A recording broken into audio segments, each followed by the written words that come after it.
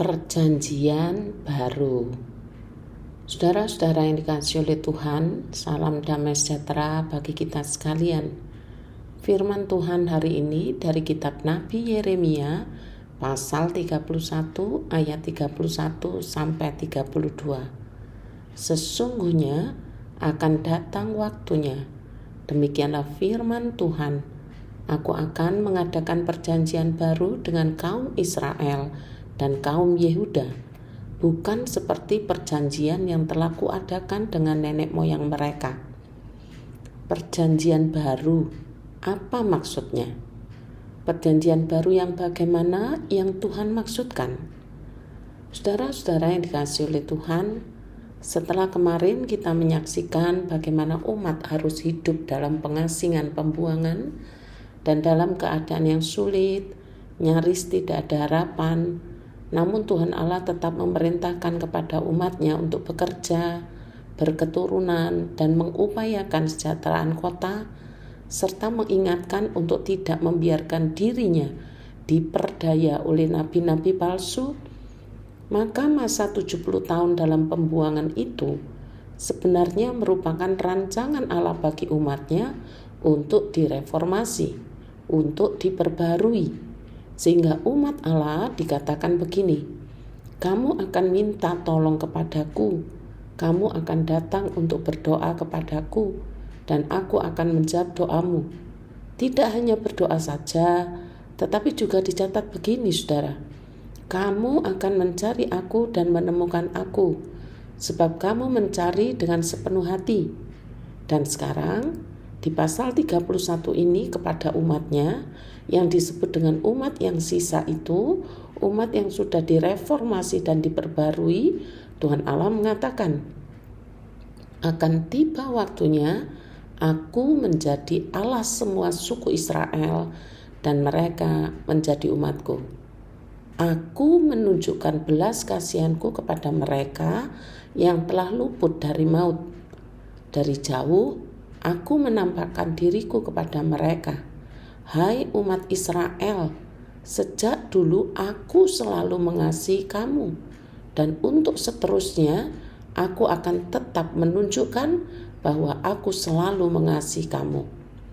Bahkan di ayat ke-7 sampai ke-12 dikabarkan tentang Tuhan yang berkata begini, Tuhan berkata, bernyanyilah gembira bagi Israel, umatku, bangsa yang terutama dari segala bangsa. Nyanyikanlah kidung pujian dan beritakanlah, Tuhan telah menyelamatkan dari yang tersisa dari umatnya.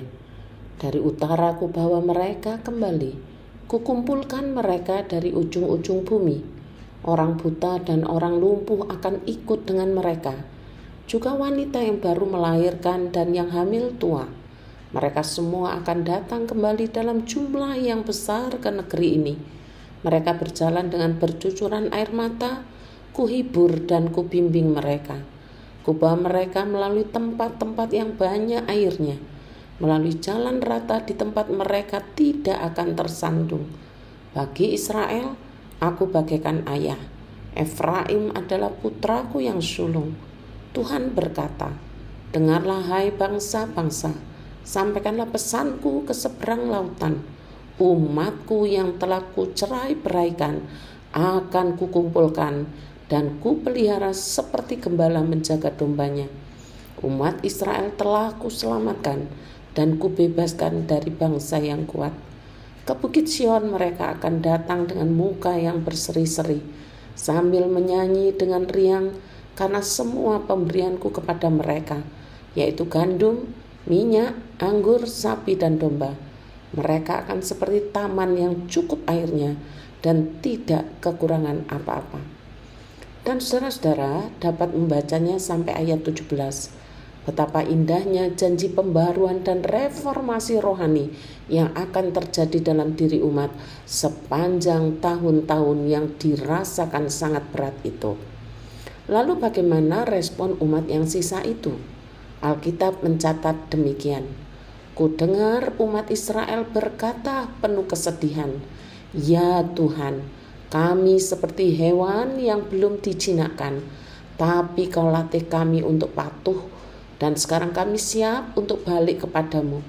Jadi bawalah kami kembali ya Tuhan Allah kami. Engkau telah kami belakangi, tapi perbuatan itu kami sesali. Setelah Engkau menghukum kami, kepala kami tertunduk karena sedih. Kami malu dan menjadi hina karena telah berdosa pada masa muda kami. Nah saudara, apa yang Tuhan rancangkan benar-benar terjadi atas umat. Umat mengaku dosanya, bertobat, dan kembali kepada Allah. Sebuah respon iman yang luar biasa. Sebuah respon umat yang sisa. Dan Tuhan sendiri mengakui umatnya begini. Israel, engkau anak kesayanganku, anak tercintaku, buah hatiku. Setiap kali aku mengancammu, aku selalu ingat padamu dengan rindu. Engkau akan kuperlakukan dengan penuh belas kasihan. Dari sinilah sampai pada ayat 31 sampai 32 yang membahas mengenai perjanjian baru.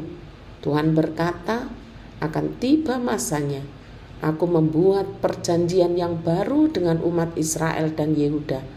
Tetapi perjanjian itu bukan seperti perjanjian yang kubuat dengan leluhur mereka ketika kutuntun mereka keluar dari Mesir.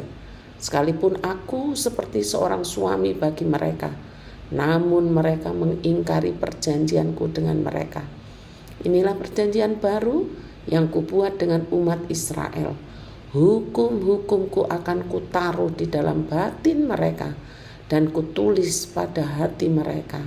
Aku akan menjadi Allah mereka dan mereka akan menjadi umatku.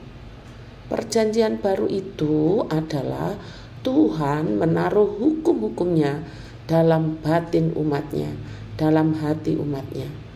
Bukankah perjanjian baru itu sudah sampai kepada kita hari ini, yaitu umat yang sisa, yang direformasi, yang diperbarui adalah umat yang dalam hatinya, dalam batinnya sudah tertulis hukum-hukum Allahnya. Seperti yang Tuhan katakan, hukum-hukumku akan kutaruh di dalam batin mereka dan kutulis pada hati mereka. Aku akan menjadi Allah mereka dan mereka akan menjadi umatku. Kiranya Allah menolong kita untuk hidup dalam perjanjian barunya. Terima kasih, Tuhan Yesus memberkati.